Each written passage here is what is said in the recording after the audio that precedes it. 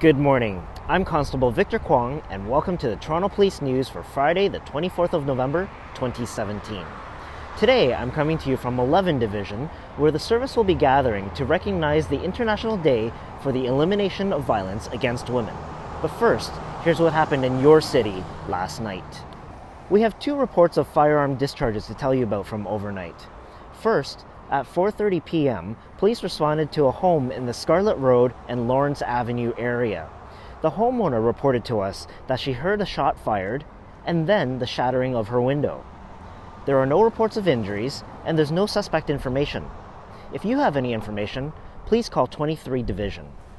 In the early morning hours, around 2 a.m., police responded to Burroughs Hall Boulevard for more sound of gunshots. Neighbors in that area reported hearing 4 to 5 gunshots. Then they saw a man who was fleeing towards a parked car, get into the car, and drive towards Nielsen Road. There are no reports of injuries, and we have no further description of the suspect other than that it was a man. Police are checking security cameras, but if you were driving in the area and had your dash cam rolling, please call police at 42 Division. Shortly after midnight, police responded to a bar in the Bloor Street West and Dundas Street West area for slashing. It's reported that a man got into an argument with 2 other men inside of the bar. When the argument escalated, one of those 2 men pulled out a knife and slashed the man in the neck and in the hand. He was taken to hospital with non-life-threatening injuries. At this time, we are looking for 2 men described as having brown skin, one short, the other one 6'2", both wearing dark leather jackets and blue jeans. And at 3:30 a.m. this morning, Toronto Police and Toronto Fire responded to a car on fire in the Yonge Street and Finch Avenue West area. This fire is now being investigated as an arson. Remember, if you have any information to tell police but would like to remain anonymous, you can always report it to Crime Stoppers. And now, back to our feature story. Joining me today is Superintendent Heinz Kuck, the unit commander of 11 Division. He'll be telling us about the International Day to Eliminate Violence Against Women and what's happening here at 11 Division today. On November 25th, 1960, the 3 Mirabel sisters in Dominican Republic were murdered by the Trujillo henchmen in regards to the dictator's wishes because the activism that they were doing throughout that country. The world was outraged. 3 women brutally murdered. The United Nations came together in 1999, designated the 25th of November to be the International Day for the Elimination of Violence Against Women. And what the ask was that nations, communities, organizations rally together and create efforts and educational programs to provide impetus to stop the violence against women.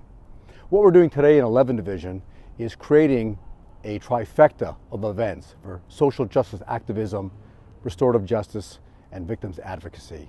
And together with a number of school students, our 3 levels of government, we're going to speak about things to do with women to fight the violence aspect.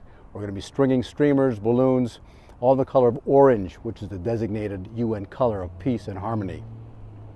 And at the end of the day, move forward with programs, education to create heightened public awareness and make a difference today in Toronto about stopping violence. 1/3 of all women experience violence and abuse in their life. Over 600 million live in countries where violence against women is not a crime. And over 2 million women a year are subjected to trafficking and prostitution, slavery and servitude. It stops and stops now.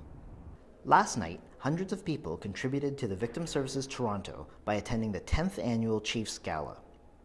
Victim Services Toronto provides support to those who have been impacted by crime and violence. Their dedicated team works closely with Toronto Police, and the annual dinner is their major fundraiser for the year.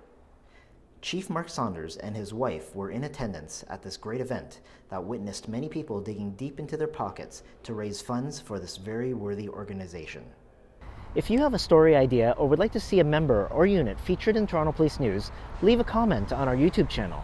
Or you can send an email to feedback.news@torontopolice.on.ca. That's it for this week, Toronto. Thanks for watching and stay safe.